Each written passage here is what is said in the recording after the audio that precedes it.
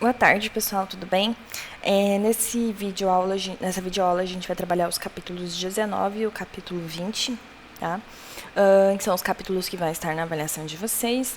E a gente vai estar trabalhando nesses dois capítulos ali a questão do surgimento do Estado. Conforme a gente viu no capítulo 17, a gente entendeu que a violência ela é uma expressão de poder, né? E que também está associada ao significado do Estado. Né? E o Estado ele só surge a partir de uma ideia política. Vamos lá. Então, para a gente começar a introdução ali do que é a política, da ciência política, a gente tem que entender, né, a partir da frase do famoso filósofo, né, Aristóteles. Todo homem é um ser político. Sua existência, ela depende de outro homem. Então a gente precisa de uma organização coletiva, né, para que haja uma sociedade. Né? Então é essa questão da organização que traz a essência do que é o ser o homem. Né? Então nós entendemos que o homem ele só se diferencia dos outros animais a partir da sua racionalidade. Né? Fora disso, é um animal servil como todos os outros, né? Conforme está ali na imagem ilustrada. Então, essa coletividade ela vai surgir, né, e vai também estar atrelada ao conceito do Estado, né, o surgimento do Estado. Esse do Estado do E maiúsculo, tá? A gente não está falando de um Estado federativo ou qualquer outro tipo, né, de significado do Estado, mas estamos falando de um conceito muito maior. Né? Então, o Estado ele também está associado à relação dos homens, né, já que todos os homens são políticos, já que vivemos no meio coletivo. Maquiavel ele vai dizer que a essência do poder é a violência, né, ou seja,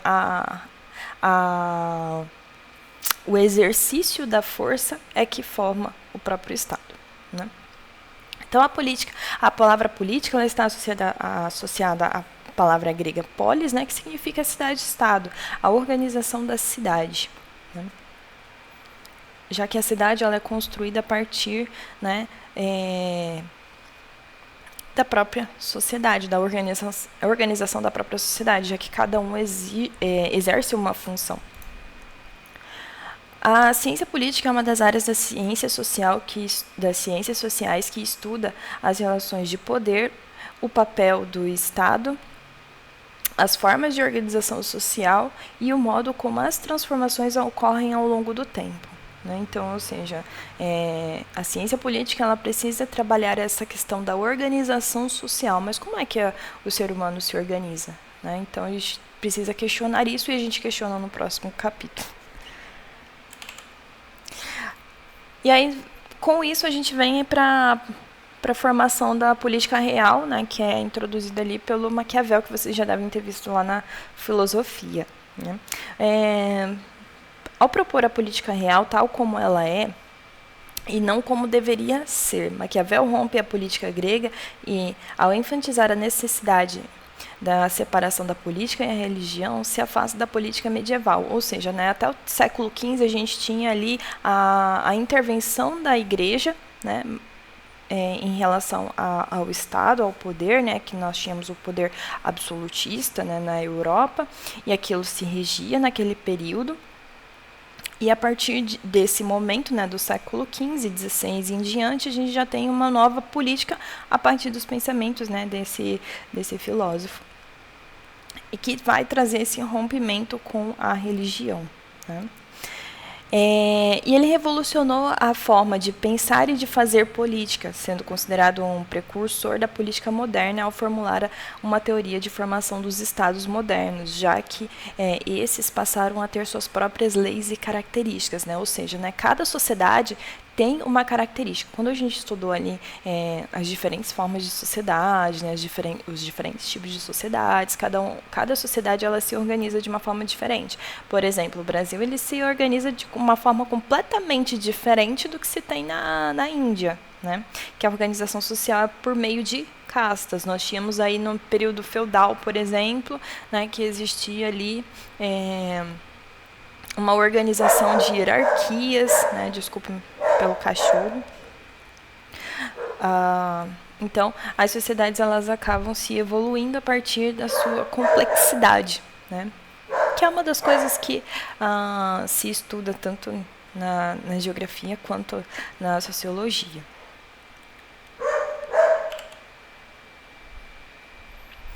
Eu trouxe aqui a imagem do Leviatã, né, que é uma imagem emblemática, né, do conceito maquiavélico, né, de política. Né. Nós temos aí a coroa, né, representando o poder absoluto, né, que representa ali a monarquia absolutista, né, que seria o ideal para Hobbes. Né, o Leviatã ele é uma ideia hobbesiana. A espada representando a força e o controle militar, né? Ou seja, né, o Estado ele precisa agir com força. Mas de que forma ele utiliza essa força? Né? Ela pode ser utilizada de forma física, né, ou moral. A partir de, por exemplo, excedimentos de direitos à população, né, assistência, ou também pode ser considerado uma força armamentista. Né? A punição, que naquela época era um ato bastante recorrente.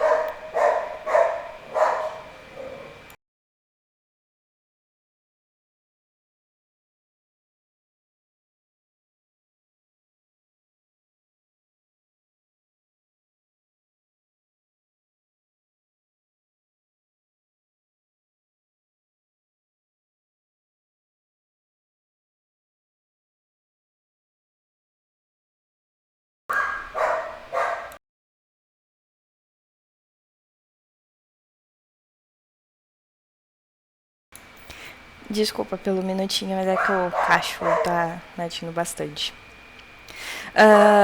Nós temos aí o corpo, né, de Leviatã, né, que é formado pelos seus súditos. Né? Então, a força do Estado ela está atrelada também à união da sociedade, né, que ele governa. Então, ou seja, a imagem do príncipe ela é construída a partir dos seus súditos. Né?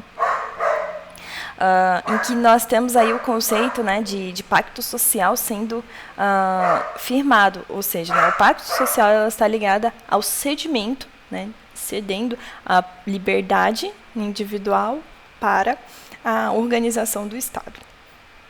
O cetro vai representar a concentração de todos os poderes da sociedade na mão do governante, ou seja, né, nós temos aí o poder sobre a sociedade, o poder físico e o poder moral. Né? Então, tudo isso vai construir a imagem do príncipe. Né? O Leviatã ele traz essa concepção. Então, nós temos aí também outros pontos a ser considerados em relação a esse capítulo. Né? Assim, nós temos a força, né? Que é um meio para se chegar ao poder, né? Não precisa ter uma força psicológica, né? Moralista, para que se chegue ao poder, né? Para que se tenha influência, né? Ou a força física, né? Tanto armamentista, né? Que vai trazer esse poder também. Né? A política deve visar os direitos e deveres para com os cidadãos, né? Porque só assim a gente consegue manter respeito com o próprio Estado. A gente tem que ter aquela questão, pague os impostos, se você não paga, a gente tem uma penalidade. Né? Então, a questão é justamente isso, porque pagar os impostos vai implicar, né, em melhoria para toda a sociedade. E aí, dessa forma, eu consigo me manter no poder. Por quê? Né? Eu tenho uma coisa, né, que eu propus para outra, e a outra parte ela também se propõe a cumprir. E isso vai trazer uma harmonia. Né? Então, essa organização entre os cidadãos, entre os homens, que vai trazer essa questão da política e alimentar também o Estado. No capítulo 20, a gente vai ter ali o conceito do estado de natureza e o contrato social e mais alguns estados. Coloquei ali a imagem do Fortnite, né, o joguinho.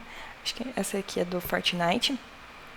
E que vai trazer ele ali esse Battle Royale, né, que é o filme que eu pedi para que vocês também assistissem, né, que vai dar origem a esses jogos, né? Nós temos aí exemplos de Free Fire, né, PUBG, o próprio Fortnite, e tem mais alguns outros aí que trabalham nesse mesmo ambiente, né? Onde que coloca vários indivíduos em um lugar e começa-se a disputa de poder. Quem é melhor, né? E é a partir disso que a gente começa essa discussão sobre o estado de natureza e o contrato social entre os homens, tá? Então, vamos começar ali pelos conceitos, né? Primeiro, os conceitos. Segundo Hobbes, o estado de natureza consiste na paisagem do homem primitivo, aquele que utiliza da força para a sua sobrevivência e existência. Então, o estado de natureza é aquele estado em que como que eu vou dizer, mais selvagem, né, por conta desse ato mais primitivo, né, desprovido de ciência tecnológica. Então, nós temos aí, eu trouxe a imagem aí, por exemplo, do joguinho do Ark, né, que para quem não conhece, né, é um jogo que trabalha a questão primitiva, desde a questão primitiva até a questão tecnológica, a partir do sistema de construção do jogo. Enfim, mas é bem interessante a gente pensar que a gente começa o homem sendo completamente primitivo e ele sai deste meio primitivo e vai para o meio tecnológico, ampliando suas tecnologias para a sua sobrevivência, ou seja, a sua existência está ligada, né, à sobrevivência. Então, ele precisa de utilizar força, ele precisa de utilizar a força física e a sua força psicológica. Porque se ele não criar estratégias de sobrevivência, ele não vai conseguir existir nesse mundo, né? Entre dinossauros, seres gigantes, completamente maiores do que... extremamente maiores do que ele. Então, é interessante a gente pensar que a racionalidade do homem diferencia de todos os outros animais. Então, esse meio primitivo é o que representa o estado de natureza, né? Onde o homem briga pela sua sobrevivência e existência, né? Aí nós temos alguns conceitos, né, alguns outros conceitos, né, que é o justnaturalismo, que compreende em que o momento o momento em que os homens possuem os mesmos direitos, né, e aí, nesse meio de sobrevivência entre outros homens que também querem sobreviver, vai trazer conflitos. E esses conflitos que podem provocar ali problemas na própria organização dos homens. Então, esse individualismo traz o conflito entre os homens, né? Então, esse justnaturalismo vai trabalhar essa ideia. O contrato social, por sua vez, já vai ser ali a questão do homem ser um ser político, né, que a gente trabalhou ali no capítulo 19, né, a existência harmônica entre os homens, ela só existe a partir, né, desse estabelecimento de acordo entre eles, né? Então, esse acordo se trata de um pacto social, que a gente já havia falado lá na imagem do Leviatã, onde há um cedimento da liberdade a favor de algo maior, paz, direito, sobrevivência, organização e harmonia coletiva. Sem esses acordos, a gente não consegue ter uma harmonia, né, e a gente não consegue ter direitos, a gente não consegue ter paz, a gente não consegue sobreviver. Vejam só, se nós não como que eu vou dizer, se nós não estabelecêssemos um acordo entre eu como professora e vocês como os alunos, nós estaríamos em completo caos aqui e ninguém saberia quem manter a ordem, né? A gente não teria uma ordem e uma coerência, a gente não conseguiria construir conhecimentos na sala de aula se não houvesse o poder entre o professor e os alunos, né? Os alunos precisam cumprir a sua parte, assim como eu também preciso cumprir a minha parte em entregar o conhecimento, intermediar todo esse conhecimento, todos esses conceitos. Temos aí a sociedade e o Estado, né? O Estado tem em mente os conceitos, tendo em mente os conceitos, né, percebe-se que sem o Estado e seu poder não há uma organização precisa da sociedade, né? Se não há uma organização, né, que vai trazer a organização da sociedade, a gente tem um conflito, né, porque todos vão estar querendo exercer a sua própria força. Vejam só, se a gente pega, por exemplo, o joguinho do Free Fire, por exemplo, em que temos ali o conceito do Battle Royale, né, todos contra todos, que é esse conceito, né, de estado de natureza. Todos estão querendo sobreviver ali, né? Todos estão querendo mostrar o seu poder. Mas somente um é capaz de ganhar. A gente não tem um empate, a gente tem a sobrevivência de um indivíduo. Então, isso vai trazer grandes problemáticas, né? Porque a gente vai ter a perda de outros indivíduos, né? De outros usuários ali, e aí nós temos uma redução a partir do momento, uma redução de indivíduos a partir desse aparecimento do poder, né, de quem é melhor. Então, isso vai trazer grandes conflitos para a sociedade, inclusive a própria violência, né? Então, o Estado ele vai precisar agir com poder, né, para organizar a sociedade. Ou seja, um poder moral, e com o poder moral, inclusive, né, e com o poder físico, né? E nós temos aí também a sociedade civil, que se trata do acordo entre a sociedade e o Estado, né? Então, a sociedade civil ela é justamente isso. Então, nós temos direitos com o Estado e o Estado tem direitos conosco. Veja, na sociedade brasileira, por exemplo, nós temos que pagar os impostos para que a gente tenha a saúde pública, a educação pública. Então, eu preciso pagar. Caso a população, a sociedade, os cidadãos brasileiros não paguem, a gente tem uma dificuldade de acesso aos órgãos públicos, né? A gente tem uma precariedade muito maior e uma infinidade de problemáticas que é um bem para todos, né? Então, por isso nós temos aquele conceito que a gente sempre fala, né? Cidadão é aquele que cumpre seus direitos e deveres. Pois sem a organização do Estado não há uma soberania, né? Vejam só, um Estado, quando ele está em conflito, ele perde completamente seu poder. Vejam só, nós temos aí a Venezuela, né? Vamos pegar o exemplo da Venezuela, que está vivendo um conflito aí antes mesmo do aparecimento do Covid-19. Então, nós vemos aí que o Estado ele está em muito conflito, a própria sociedade ela está em conflito, ela não está organizada. Isso vai trazer, vai refletir, por exemplo, na sua economia, que ela vai perder força, já que a Venezuela é o segundo, um dos segundos países que tem um grande posse sobre o petróleo, né, o petróleo mundial. Então, perde seu valor, traz conflitos na própria sociedade a partir de uma desorganização do Estado, né?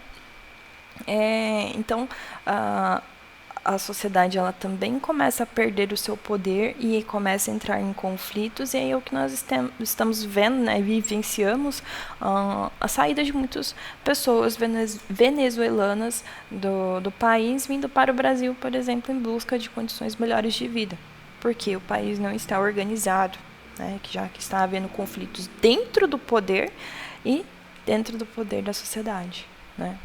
Que nós temos ali a problemática, né, da organização da sociedade que está a favor e contra aos governantes, né? Então isso traz grandes problemáticas, né?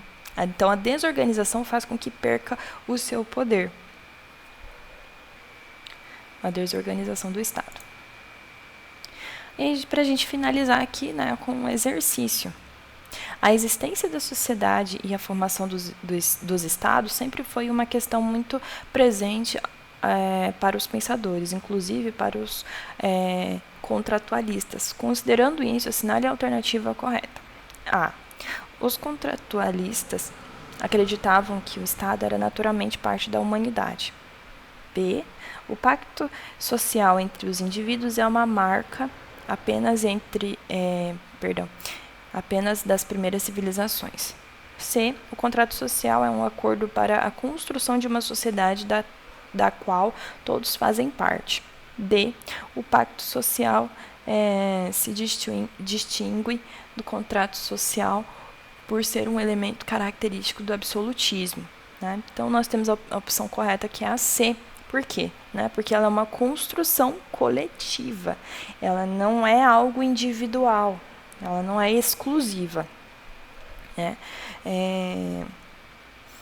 Então, a gente tem que considerar que todos os homens, né, vivemos em um espaço, e esse espaço é administrado pelos homens. Né? Desde o aparecimento do homem na Terra, o espaço ele é administrado pelos homens.